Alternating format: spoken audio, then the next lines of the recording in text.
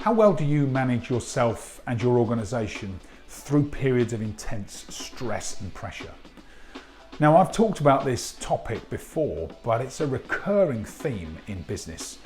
And if you look at the evidence, the research continues to show that stress is the number one concern by most employers and leaders in the workplace. And if you look at the top 5 issues by the health and safety executive, and number 1 is stress now. Number 2, interesting, is bullying and harassment.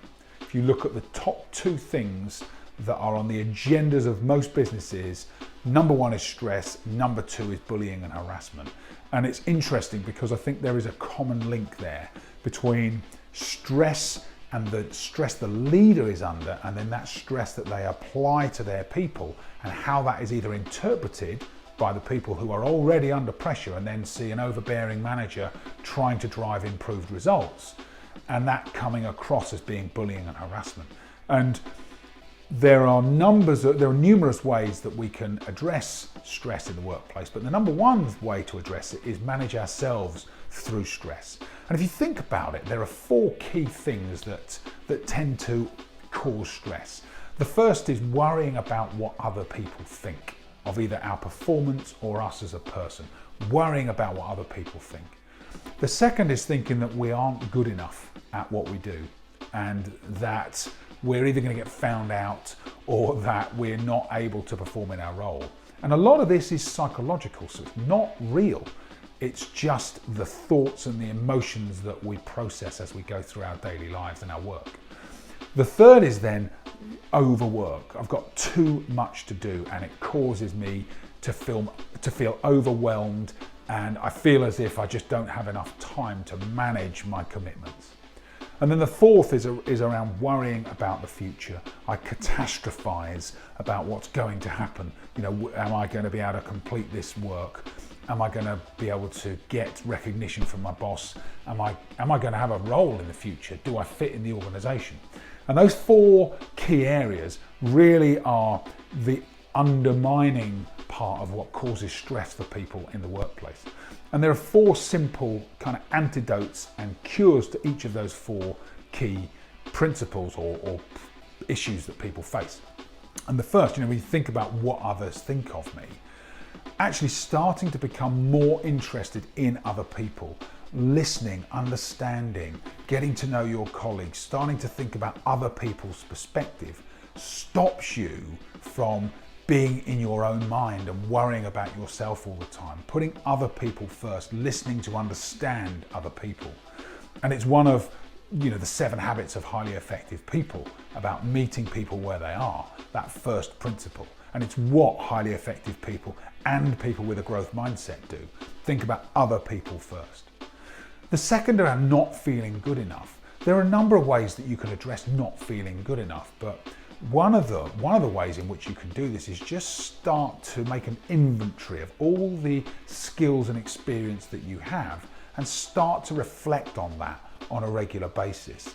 And once you understand actually you've got skills and experience in certain areas, then start to really integrate those and reflect on how much experience you do have and the skills that you've gained over time.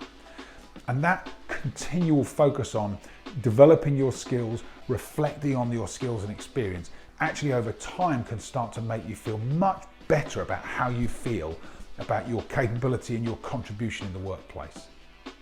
The third area about having too much to do. We all have too much to do, and we'll never get to the bottom of our to-do list. It just isn't possible.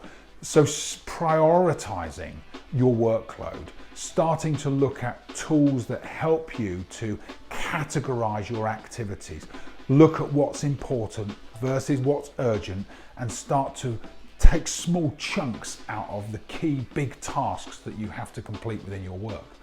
And remembering that actually you can only do one thing effectively at a time. So once you've prioritized that to-do list, focus on the one thing that you've identified as the most important and see it through to completion. Now, if that's not possible, because sometimes we work on large projects, see that action through to completion. And then you'll know that you have completed something of value and it was the number one thing on your list. And that gives us satisfaction, but it also helps us to feel more in control, more worthy, and to feel as if actually we are working through that list in a methodical, strategic order.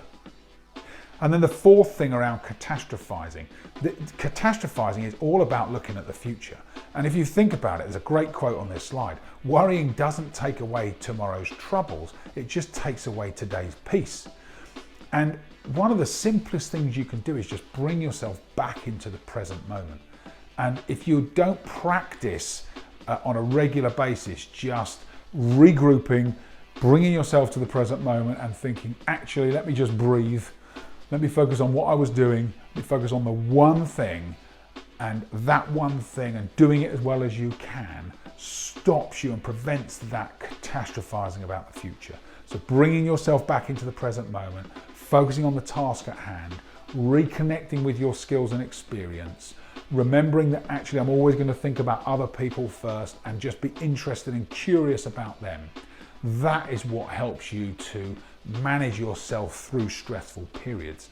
And regrouping with yourself, recognizing when you start to feel that anxiety build, and repositioning yourself in the present moment really helps to manage yourself through periods of stress and high pressure.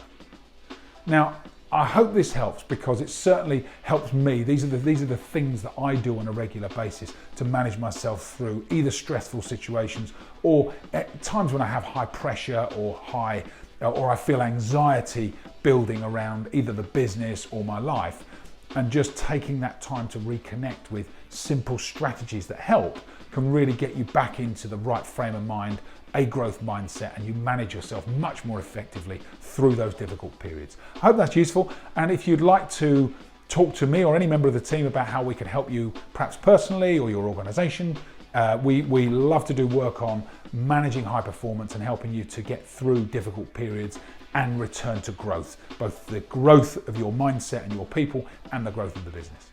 So I look forward to hearing your comments and feedback on this particular video, and if there's anything you'd like to share yourself around tips that you have for managing yourself through stressful periods, I'd love to hear those as well. So I look forward to seeing you on the next video in the Focus of Growth Leadership Success Series.